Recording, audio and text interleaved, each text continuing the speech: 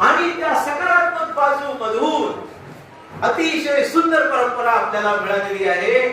मैत्रीपूर्ण कर्म करून मी माझे शरीर शुद्ध करतो, मुक्त हस्ते दान करून मी माझे शरीर शुद्ध करतो. ही जी सकारात्मक शीलाची बाजू आहे ही याच्यामधून निर्माण झाली आणि संरक्षितांनी ती आपल्याला दिली. भवचक्रामधून बाहेर कसं पडायचं, सप्तबोध्यांक हे साहित्यामध्ये हरवलेलं होतं. सकारात्मक 12 निदान हे 2500 वर्षाच्या या धम्मप्रवासामध्ये हरवलेलं होतं.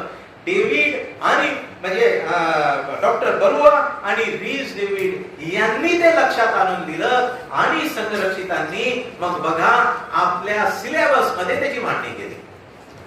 बरोबर आहे. आपला विकासाचा सिलेबस, धार्मिक विकासाचा सिलेबस नाही का. एकदम पहिल्यांदा माणूस म्हणजे आपल्या केंद्रामध्ये आला तर त्याला काय शिकवायचं, त्याला म्हणजे बुद्धत्व मानवाचा आदर्श नाही का, हा आदर्श कसा आहे हे शिकवलं पाहिजे. तथागत गौतम बुद्ध असो, इतर कुणी पण असो, कोणताही महापुरुष असेल, त्या महापुरुषाचे विचार जिवंत ठेवण्यासाठी त्याला शिष्य परंपरा पाहिजे असते, त्याला प्रचारक पाहिजे असतात. तुमच्यासारखी माझ्यासारखी माणसं, जिवंत माणसं ते आचरणात आणणारी पाहिजे असतात.